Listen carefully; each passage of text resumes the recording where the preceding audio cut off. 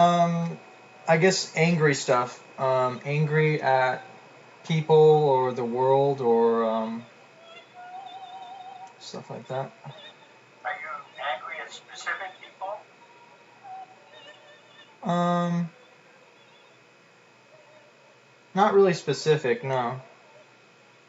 Okay. Are you angry at a, an age group or a gender group or a racial group or ethnic group? Is there one specific area that you're angry about? Probably women. Women. And what is it about women that you're angry about? I'm just uh, a little angry that I'm single. Okay. But are you blaming women for that or blaming yourself for that? Um,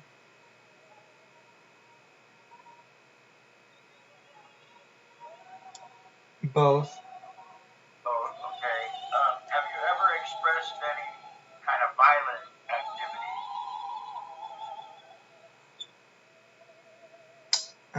No, So nothing like using a weapon or anything like that. no. Okay. And you never express it specifically at a person that you know. It's more in general. Yes. Okay.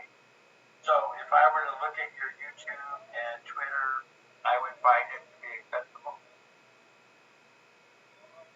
Mm,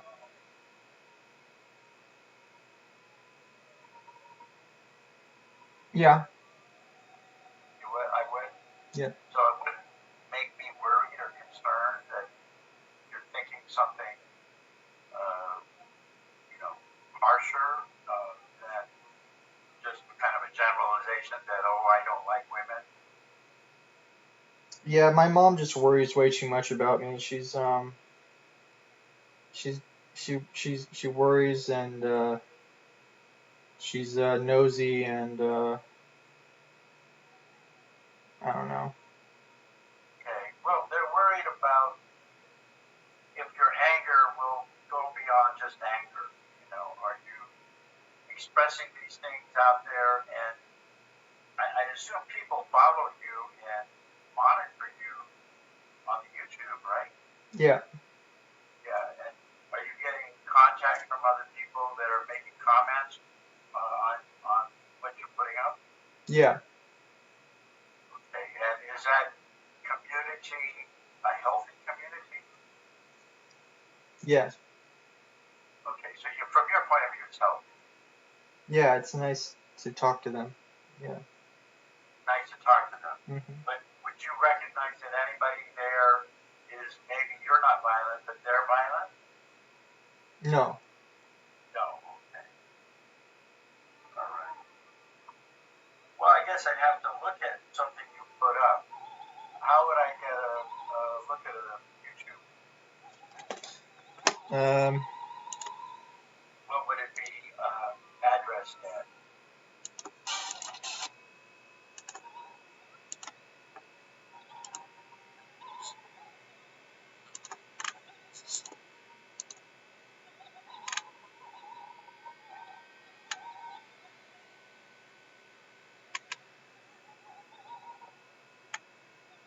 Is that something you would share with me? no. No. Why is that? Um, I don't know. Therapists kind of freak out when they see my stuff, I think, and doctors. Well, but doesn't that make you wonder why people are upset if they see it and get freaked out?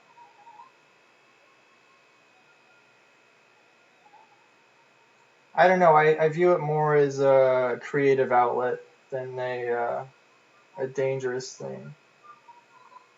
So you do it more like someone making a horror film or a slasher film? Yeah. I mean, she's worried about. I think she's more worried about the vlogs, but I don't just do vlogs. I make silly cartoons that are totally um not dangerous or anything like that. I make cartoons about my friends and um yeah. Well, let mom so much as just in general, society's sake. Mhm. Would your blogs and cartoons scare people in general, not just your mom, but other people?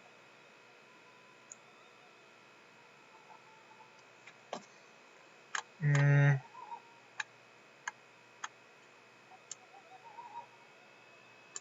yeah, some of them.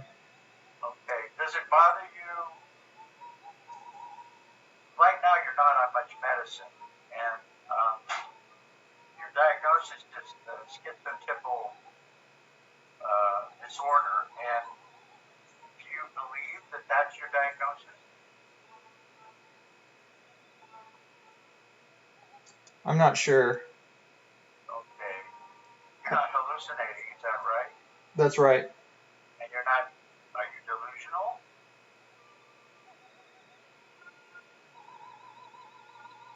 No. Delusional would be like you have this idea about being grand and famous or able to do things that other people can't do, and that you're seeing yourself as somebody special, more special than anybody else. You ever feel that way?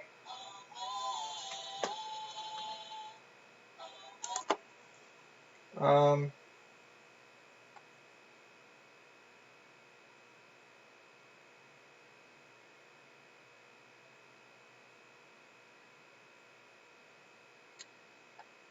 sometimes. Okay.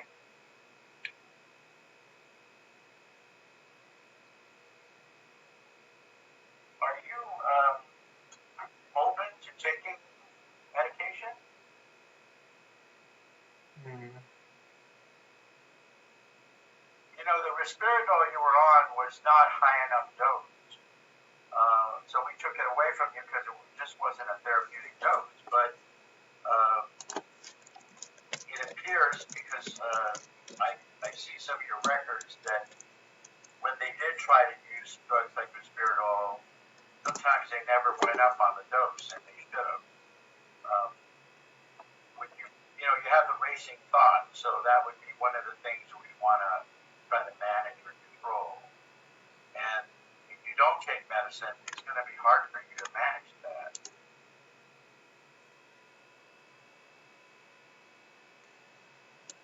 Yeah.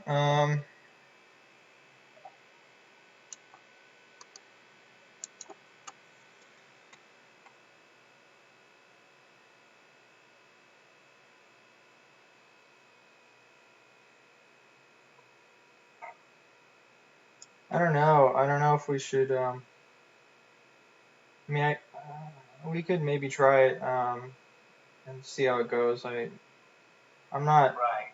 Yeah, I'm not super.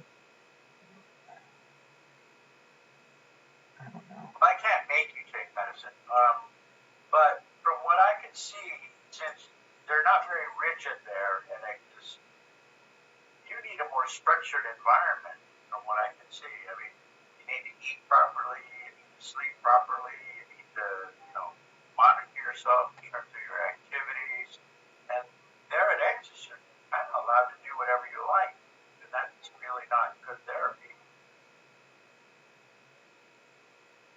Yeah, the place I was at before this was more structured for sure. Right. And Yeah. didn't you do better there? Um. Yeah. Because when they're talking about sober living, that's even less structure than where you are today. Yeah, I know. But at the same time, I'm a little tired of treatment for the last 6 months. It's been, Right. a lot of treatment. Well, if you got on some medicines correctly, maybe, that sort of treatment wouldn't be as necessary if you really were taking the medicines regularly.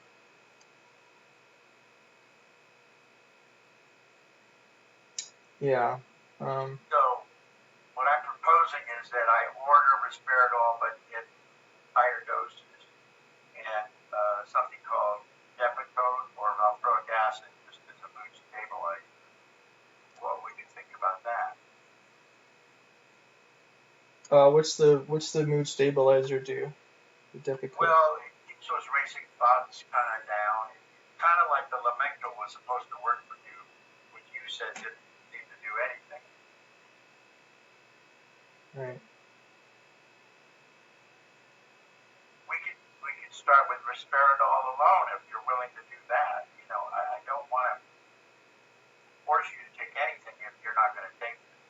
Well, the thing is, where I'm going, I imagine I'll be self-medicating, so I won't have to worry about staff forcing me to take medicine. I'll take the medicine myself, you know. But we want you to take it. We don't want you to pretend to take it. Yeah, I know, but I'm just saying, yeah, I just wouldn't feel as forced because it would be more up to my decision. Well, if I ordered it and you started taking it, at least I can follow you to wherever you're going and try to monitor you there. Yeah. Of course, if you agree with that. If you don't, tell me now because I don't want to waste your time on this. Right.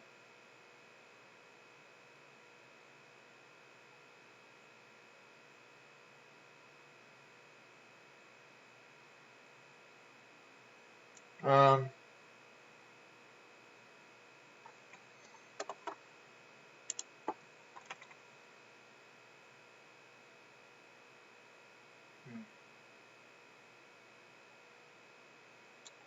I have discussed this with your parents about my recommendations, and they would feel more comfortable if you did try the medicine again. Yeah, that's what they told me too, that they really want me to try that medicine and stuff like that. And then I promised them that I would try to follow you there and make sure that you and I are talking all the time to make sure that the medicine isn't bothering you or affecting you in a different way. Yeah.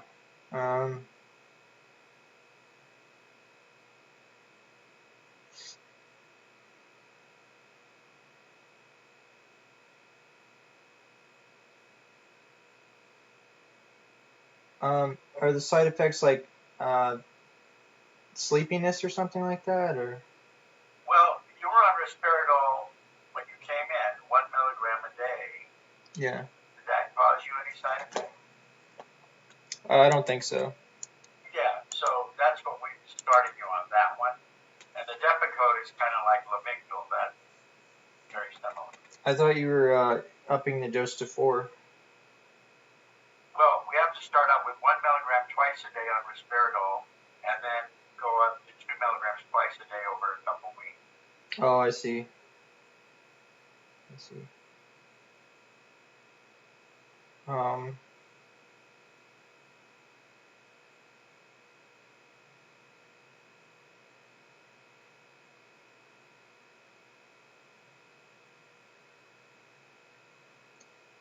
That's fine. That's fine. Okay, so you're willing to try that. Have they given you a date when they expect you'll be moving to sober living? Sunday. Sunday. Yeah. All right. Maybe not the Depakote, just the risperidol for now, I think. All right. I'll start with the risperidol, and then I'll talk to you next week again, or Sunday if I have to before you leave, so that we can get an idea of how to progress with that drug. Okay. And my main concern is your racing thoughts and any thoughts that you're trying to block out that you really don't want to invade your space. Right. Right. Do you have any questions or other concerns that you want to tell me? No. Okay. All right. Well, let me order the medication for you, and then we'll get started. Okay. Okay. Do you want to get the counselor back? Yeah. I was gonna text her that I'm done with talking to you. Right. She said she had another person for me to meet with. Okay. Yeah. I'll text her and then they'll call you from their phone, I think. Oh, all right. All right. Okay. I'll talk to you later. All right. Thanks, doctor. Bye. Okay. Bye bye. See you later. See ya. And there you have it, folks. The parents and the doctors, they want me back on antipsychotics or whatever, you know, even though it's pretty silly. But I hate making my stupid mother worry all the time, so maybe I'll just take the antipsychotics so she'll stop being a fucking dummy. Oh, my son's back on the antipsychotics. Everything's fine now. Now he's back to normal. Everything's good again. He's getting better. He's not getting worse. You know, she said I'm worse now than I was when they sent me to rehab 6 months ago, against my will. You know. Oh, we keep sending him to rehab. I wonder why he's not. I wonder why he's unhappy. I wonder why that is. Yeah. I don't know. Maybe because I keep getting sent to rehabs. You know. Maybe that has something to do with it. You fucking dummy. Maybe that fucking has something to do with it. But no. You know.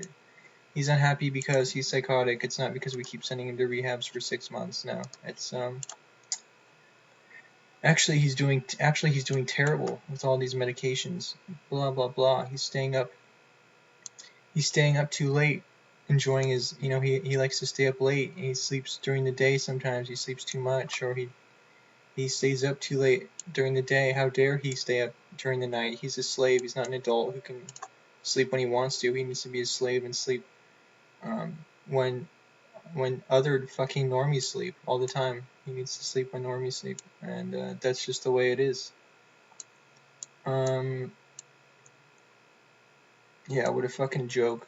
What a joke all this is. Yeah, I just need to remember to hang in there. I think we all need to remember to hang in there. That's what I'm going to leave the video off with, is that we need to learn to hang in there until we get that sweet SSI. Hopefully in less than a year, on my 4th appeal, then I can get my own room or something like that and chill out, you know, not have to deal with all this horse shit. But it's just taking forever to get approved, and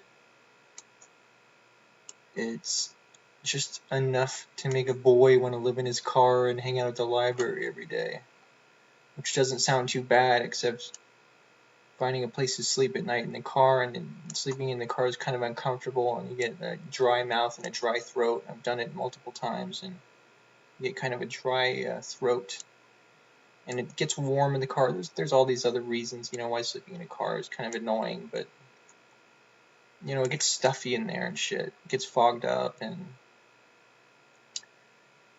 but you know, I'm going to a new house for a month. See how it goes. I'll maybe look for work again in this city that I'm going to, and see how it goes. Even though the doctor said it doesn't make sense for you to look for work while you're trying to apply for a disability, which my mom also doesn't understand that, which I kind of forgot about too. But when a doctor tells you that stuff, it actually makes sense. Yeah, why would I want to work or look for work when I'm applying for disability? Something, the two don't quite go together, you know, and it would actually hurt my case if I got a job or looked for a job right now. It would hurt my case overall if the attorney and the judge found out that I was working or had a job or something like that.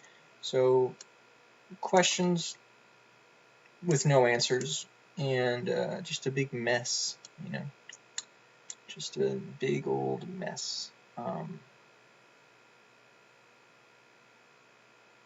I don't see a positive answer to my life, or a good solution to it. All of them look like they have negative consequences in some way. I don't see a silver lining solution as to what I'm supposed to do. And it's just unfortunate that I'm in this position, you know, and I'm in rehab for 6 months, and I'm tired of it. It gets old. It's gotten very old and annoying, you know. So, anyways,